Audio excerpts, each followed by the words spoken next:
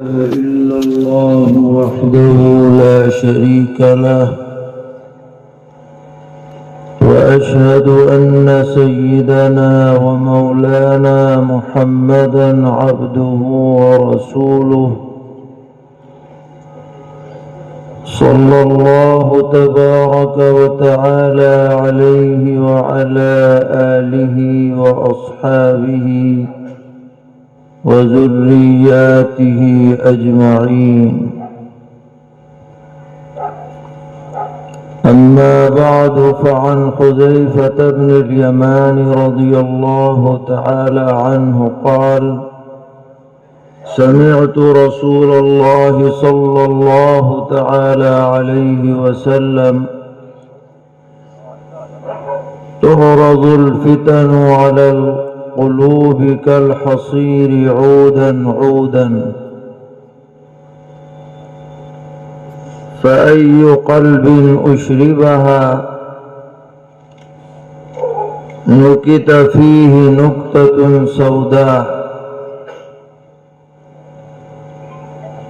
وأي قلب أنكرها نكت فيه نكتة بيضاء، حتى تصير على قلبين على أبيض مثل الصفا، فلا تضره فتنة ما دامت السماوات والأرض. والآخر أسود مربادا كالكوز مجخيا لا يعرف معروفا ولا ينكر منكرا إلا ما أشرب من هواه، أو كما قال عليه الصلاة والسلام. اس مبارک پروگرام کے صدر محترم اور صوبہ راجستھان کے مختلف اضلاع اور علاقوں سے تشریف لانے والے علماء کرام، مفکرین ملت، خدام قوم اور بزرگوں اور بھائیوں،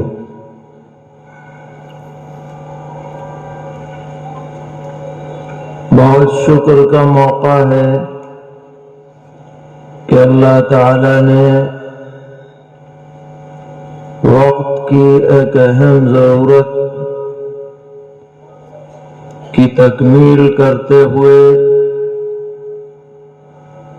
اس دو روزہ تربیتی پروگرام کے انعقاد کی توفیق عطا فرمائی۔ اللہ تعالی سبھی منتظمین معاونین کو اجر جزیل عطا فرمائے۔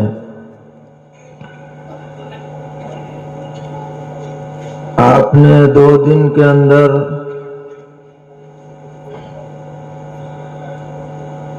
آج کل کے جاری گمراہ کن فتنوں کے بارے میں مثبت اور منفی باتیں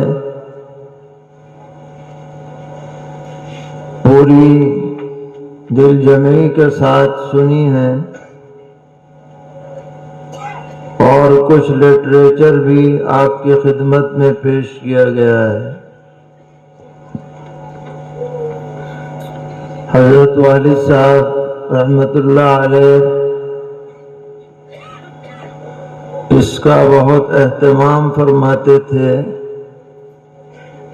کہ جہاں بھی تربیتی پروگرام ہو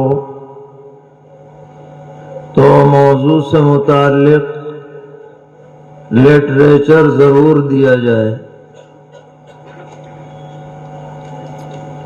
ہم نے وہ منظر بھی دیکھا ہے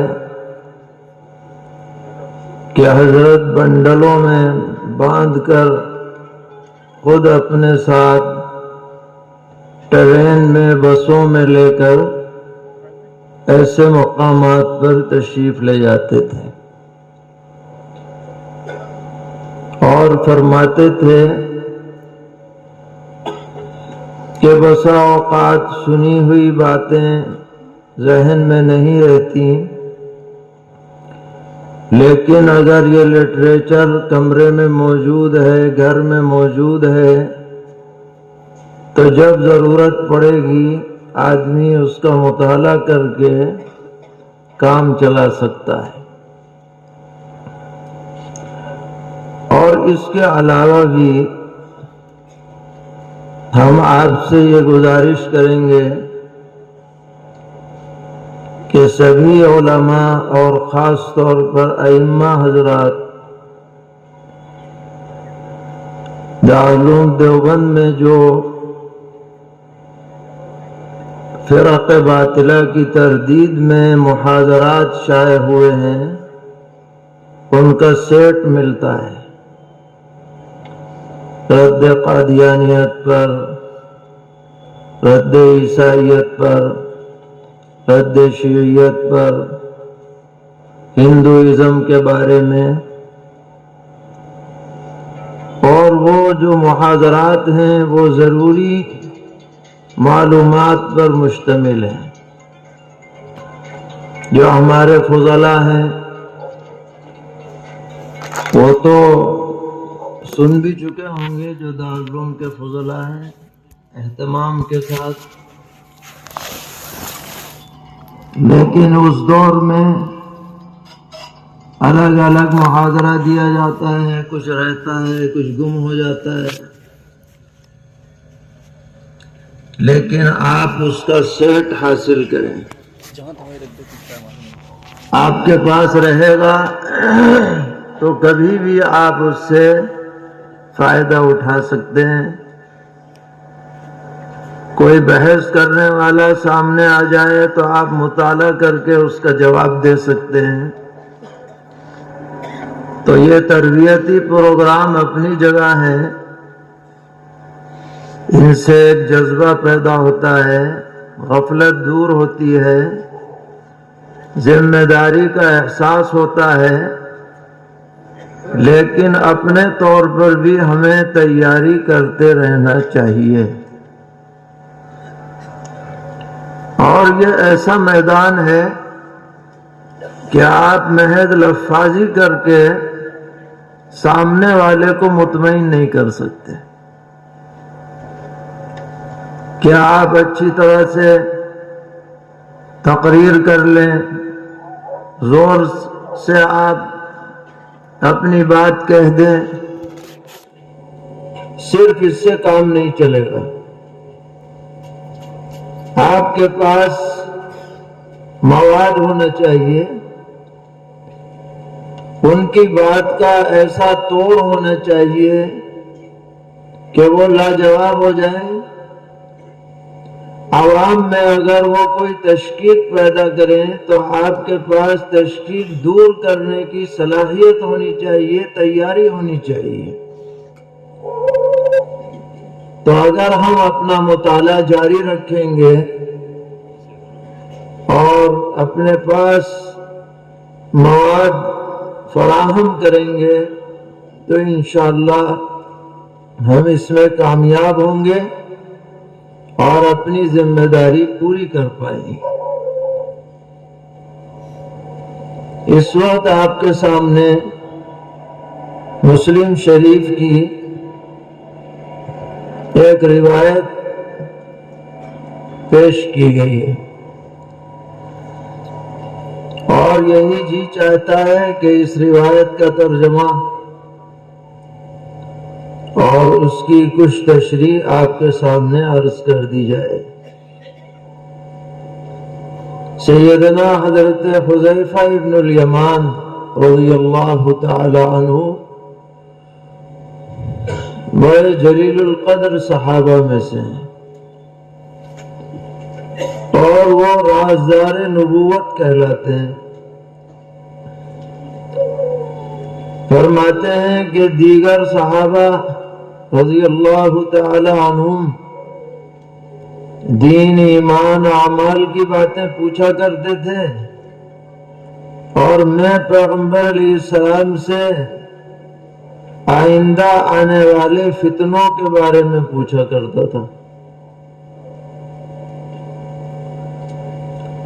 چنانچہ ان کے ذریعے سے فتنوں کی روایتیں بڑی تعداد میں امت تک پہنچی ہیں۔ اللہ تعالیٰ پوری امت کی طرف سے انہیں جزائے خیر عطا فرمائے۔ یہاں تک کہا جاتا ہے کہ پیغمبر علیہ السلام نے ان کو سارے منافقین کے نام تک بتلا دیے تھے کہ فلاں فلاں آدمی منافق ہے، کیونکہ منافق دیکھنے میں کوئی الگ نہیں لگتے تھے، وہ بھی انسان ہی تھے، اور وہ بھی مسجد میں بظاہر نماز پڑھنے آتے تھے، اور وہ بھی سلام کیا کرتے تھے، بلکہ بہت زیادہ چکنی چپڑی باتیں بناتے تھے کہ لوگ سمجھتے تھے کہ ان سے بڑا کوئی مسلمان نہیں ہے، لیکن تھے منافق۔ پیغمبر علیہ السلام نے ان کو بتا دیا تھا کہ یہ فلاں فلاں ہیں۔ تو جب مدینہ منورہ میں کسی کا انتقال ہوتا تو حضرت فاروق اعظم رضی اللہ تعالی عنہ دکھلواتے تھے کہ دیکھو جنازے میں حذیفہ شریک ہے یا نہیں۔ اگر آپ شریک ہوتے تھے تو حضرت عمر رضی اللہ عنہ بھی شرکت فرماتے تھے، اور اگر وہ شریک نہیں ہوتے تھے تو حضرت عمر رضی اللہ عنہ بھی شریک نہیں ہوتے تھے، کیونکہ ان کا شریک نہ ہونا دلیل تھی کہ پیغمبر علیہ السلام نے اس شخص کے بارے میں آپ کو مطلع فرما دیا ہے۔ تو ایک مجلس میں فتنوں کا تذکرہ ہوا،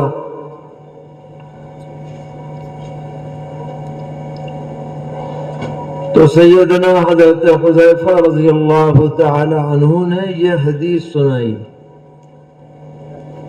اور اس مجلس میں خود حضرت فاروق اعظم رضی اللہ تعالی عنہ بھی موجود تھے، بلکہ انہی کے تقاضے پر یہ حدیث سنائی۔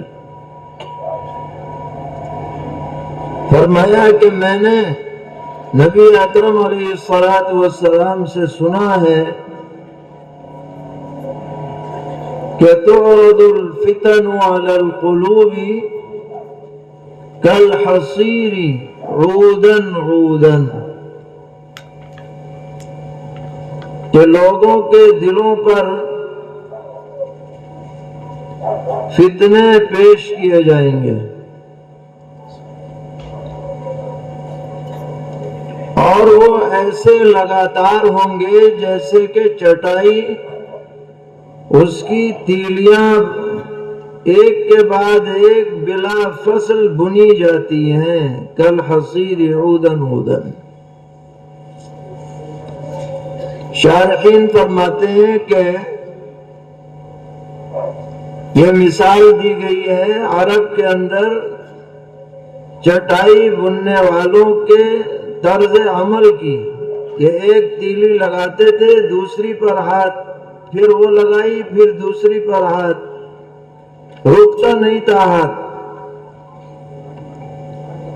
تو گویا یہ جو فتنے آئیں گے لوگوں کے سامنے اور دلوں پر پیش ہوں گے، یعنی ان کا تعلق عقیدوں سے ہوگا، زیادہ تر پے در پہ آئیں گے، آتے رہیں گے۔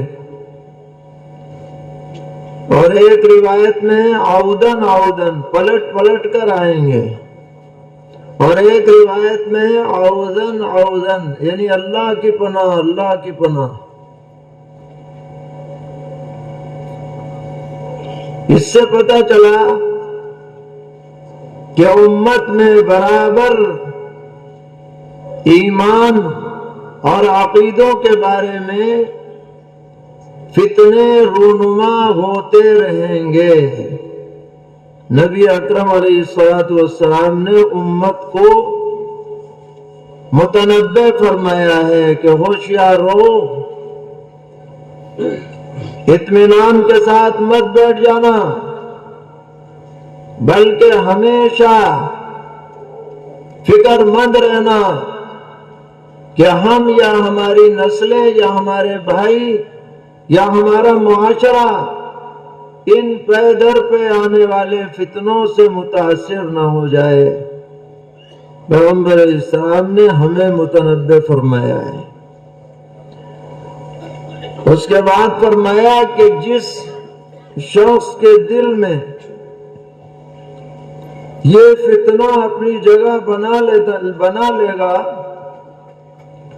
اس کے دل پر ایک سیاہ نقطہ لگ جائے گا۔ اگر اس نے اس سے دوری اختیار نہیں کی تو یہ نقطہ لگتے لگتے پورا دل سیاہ ہو جائے گا۔ اور جس آدمی نے ان فتنوں کو اجنبی سمجھا، انکرا، اس کا دل راضی نہیں ہوا ان فتنوں پر، اس کے دل کے اندر ایک نور پیدا ہو جائے گا، ایک روشنی پیدا ہو جائے گی۔ اس کے بعد پیغمبر علیہ السلام نے فرمایا کہ پھر امت کے دلوں کی دو قسمیں ہو جائیں گی، سارے دل دو قسموں پر منقسم ہو جائیں گے۔ جو لوگ ان فتنوں کے خلاف ہوں گے، ان فتنوں کو اوپرا سمجھیں گے، ان فتنوں سے اپنے کو بچائیں گے، ان فتنوں سے دور رہیں گے، ان کا دل تو سفید سنگ مرمر کی طرح ہو جائے گا، اور دنیا اور زمین اور آسمان کی کوئی چیز ان کو کوئی نقصان نہیں پہنچا پائے گی، اور وہ دین پر ثابت قدم رہیں گے۔ اور فرمایا کہ جو دل ان فتنوں سے متاثر ہو جائیں گے، ان کے دل کی رنگت بدل جائے گی، دل کالے پڑ جائیں گے، یعنی معنوی اعتبار سے روشنی نہیں رہے گی، اندھیرے ہو جائیں گے، اور ان کی حالت ایسی ہو جائے گی کالکوز مجخین، جیسے کہ الٹا گھڑا یا الٹا گلاس، اس کے اوپر پانی ڈالے جاؤ ایک قطرہ اندر نہیں جاتا، ایسے ہی ان کو کتنے ہی سمجھائے جاؤ کوئی بات ان کے سمجھ میں نہیں آئے گی۔ بس جو گندگی، جو غلاظت، جو بد عقیدگی ان کے دل میں بیٹھ جائے گی، بس اسی کو وہ اچھا سمجھیں گے اور کسی چیز کو اچھا نہیں سمجھیں گے۔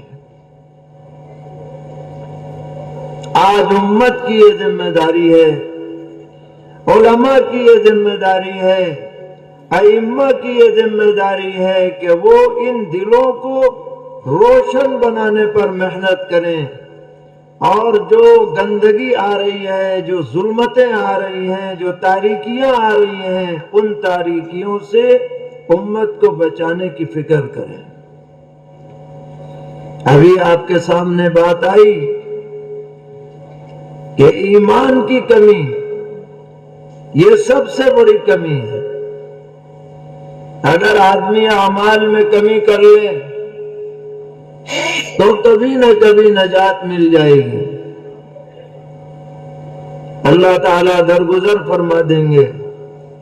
لیکن عقیدہ بگڑے، ایمان میں شک پیدا ہو جائے، تشکیک پیدا ہو جائے، شرح صدر ایمان پر باقی نہ رہے تو آدمی کو نجات نہیں مل سکتی۔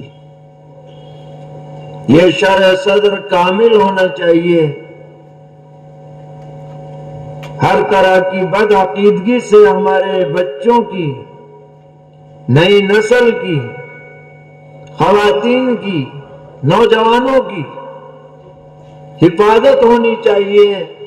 اس کے لیے جو بھی محنت کی جا سکے اس میں ہمیں کوئی کمی نہیں کرنی چاہیے۔ آج کل سوشل میڈیا کا زمانہ ہے، نہایت گمراہ کن باتیں بڑے خوبصورت انداز میں پیش کی جاتی ہیں. چرب زبان لوگ بیٹھے ہوئے ہیں، دیکھنے میں بڑے سنجیدہ معلوم ہوتے ہیں، ایسا لگتا ہے ان سے بڑا کوئی سنجیدہ ہی نہیں ہے.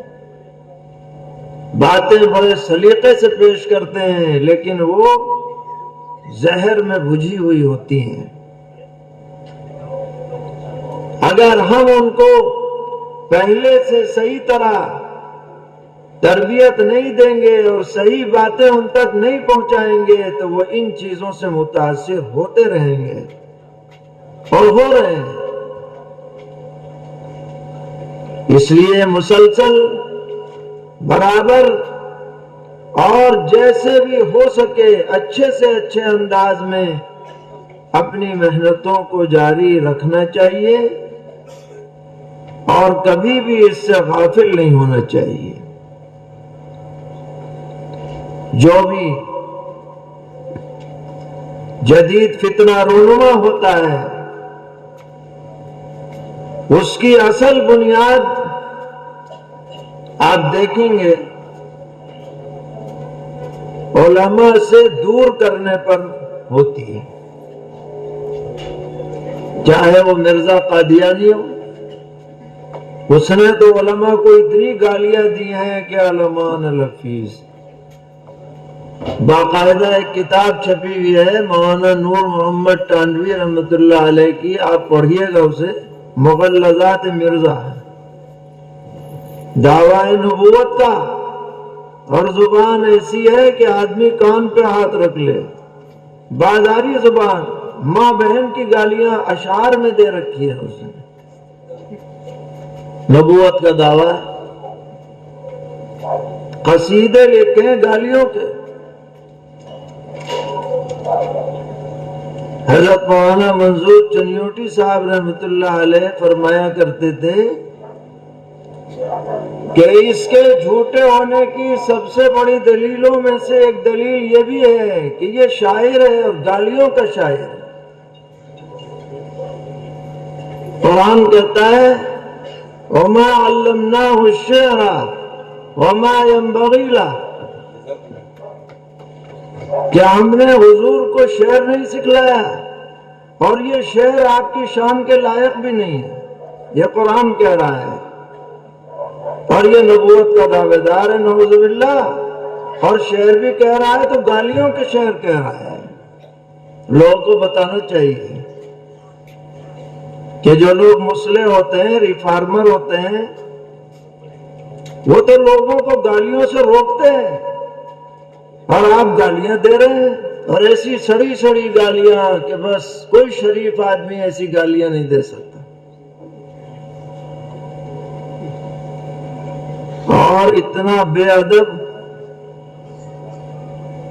کہ اپنے اساتذہ کے بارے میں لکھتا ہے کہ جب میں اتنا بڑا ہوا تو میرے والد نے ایک آدمی کو میرے لیے نوکر رکھا جس کا نام تھا فضل الہی. اس کے بعد دوسرا استاد بنا، اس کا نام تھا فضل احمد، اور پھر ایک تیسرا استاد بنا گل علی شاہ، ایسا کچھ نام ہے اس کا. تو حضرت فرماتے تھے کہ یہ اس کا لکھنا، خود لکھا ہے اس نے کہ میں نے فلاں فلاں سے یہ چیزیں پڑھی، فلاں سے قرآن پڑھا، فلاں سے نحو صرف پڑھی، فلاں سے طب پڑھی، فلاں سے فلاں پڑھی، خود لکھ رہا ہے. تو حضرت فرماتے تھے کہ یہ اس کا لکھنا اور کہنا یہ دلیل ہے کہ یہ کچھ بھی ہو سکتا ہے مگر نبی نہیں، کیونکہ نبی کا دنیا میں کوئی استاد نہیں ہوتا، اور جس کا استاد ہو وہ نبی نہیں ہوتا. نبی کا کوئی استاد نہیں ہے اور جس کا استاد ہو وہ نبی نہیں. نبی اکرم علیہ الصلوۃ والسلام کو اللہ تعالیٰ نے کیا بنایا؟ النبی الامی. اس کا مطلب جاہل نہیں ہے. لوگ نبی امی کا ترجمہ یہ بھی کر دیتے ہیں، جاہل نہیں. نبی امی کا مطلب یہ ہے کہ دنیا میں جو لوگ جن ذرائع سے علم حاصل کرتے ہیں، حضور کو ان ذرائع سے علم حاصل نہیں ہوا، بلکہ اللہ نے براہ راست آپ کو علم عطا فرمایا ہے۔ حضرت مولانا قاری سید صدیق احمد صاحب باندھوی رحمۃ اللہ علیہ کا شعر ہے، کوئی اعجاز تو دیکھے میرے قرآن ناطق کا، لقب امی ہے لیکن علم کے دریا بہاتے ہیں۔ امی ہونا یہ کسی اور کے لیے کسی اور معنی میں ہو سکتا ہے، لیکن پیغمبر علیہ السلام کے لیے یہ عظیم الشان اعزاز ہے کہ آپ امی ہونے کے باوجود ایسی باتیں بیان فرما رہے ہیں کہ دنیا اس کی نظیر پیش کرنے سے عاجز ہے۔ اور یہ خود کہہ رہا ہے میں نے فلاں سے پڑھا، فلاں سے پڑھا، فلاں سے پڑھا، تو جو دنیا میں لوگوں سے پڑھے یہی اس کے جھوٹے نبی ہونے کی دلیل ہے۔ تو قادیانی ہو یا یہ شکیل ہو یا اس طرح کے اور لوگ ہوں، ان کا پورا مشن یہ ہے کہ امت کو علماء حق سے کاٹ دیا جائے۔ علماء کو جب تک یہ گالی نہیں دیتے ان کا مشن چل نہیں سکتا، ان کی کوششیں کامیاب نہیں ہو سکتی۔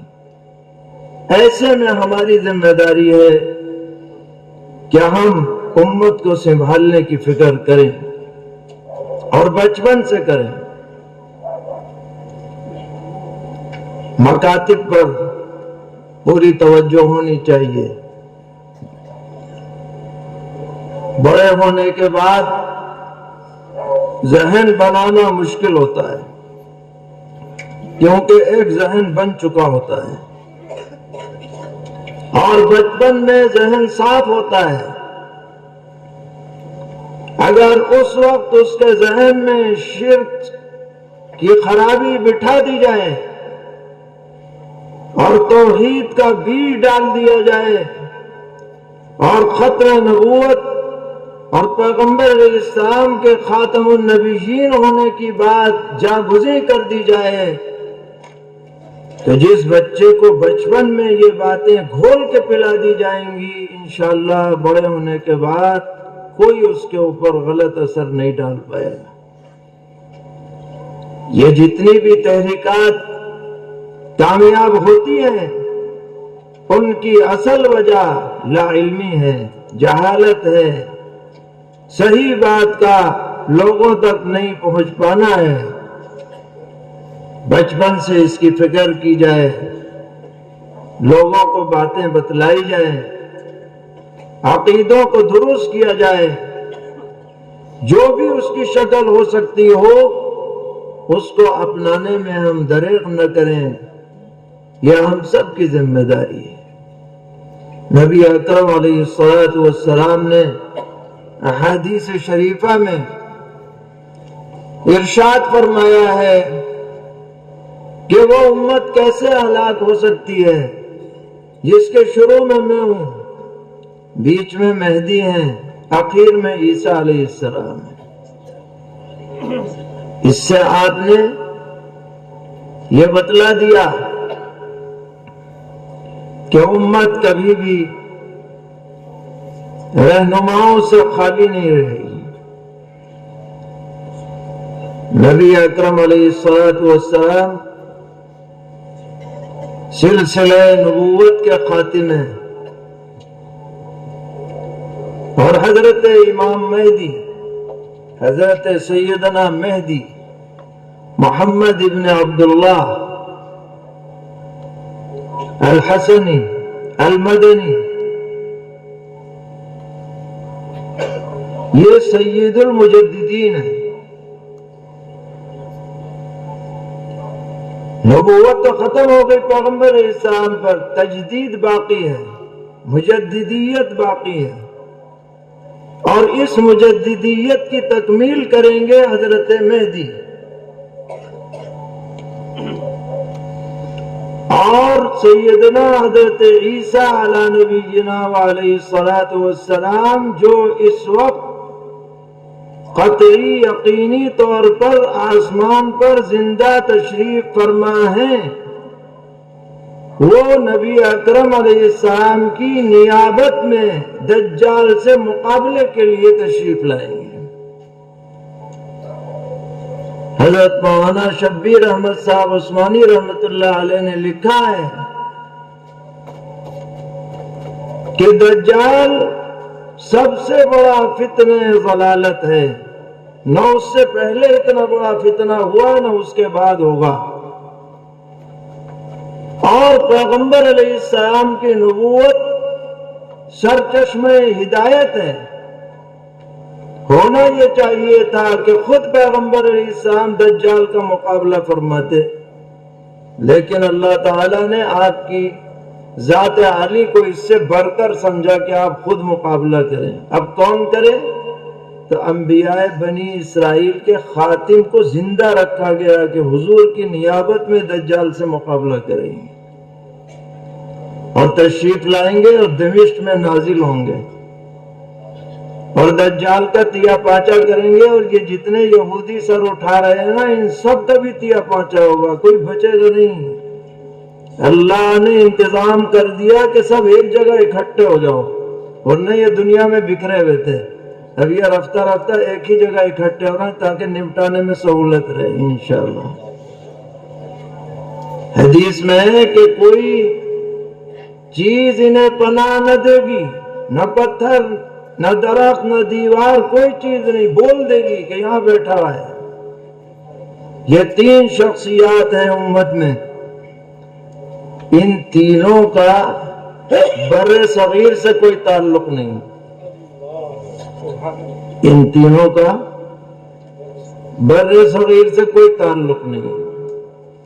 پیغمبر علیہ السلام مدینہ منورہ، مکہ معظمہ، حضرت مہدی مدینہ منورہ کے رہنے والے، مکہ معظمہ تشریف لے جائیں گے، وہاں خلافت ہوگی، قائم ہوگی۔ حضرت عیسیٰ علیہ السلام ملک شام میں نازل ہوں گے۔ تو یہ کہاں سے آ رہے ہیں دو پیسے کے لوگ جو یہاں پہ دعوے کرتے ہیں کہ ہم مہدی، ہم عیسیٰ، ہم فلاں؟ اللہ تعالیٰ نے اس کا اس سرزمین سے کوئی تعلق ان تینوں کا رکھا ہی نہیں۔ یہ تو بالکل کھلی ہوئی بات ہے، ہر مسلمان کو یہ بات سمجھانی چاہیے کہ خوشگمانی میں مت رہو، خوش فہمی میں مت رہو۔ ان لوگوں کے بارے میں ساری تفصیلات حدیث میں موجود ہیں اور صحیح احادیث میں موجود ہیں، جن کا انکار کسی کے لیے جائز نہیں ہے۔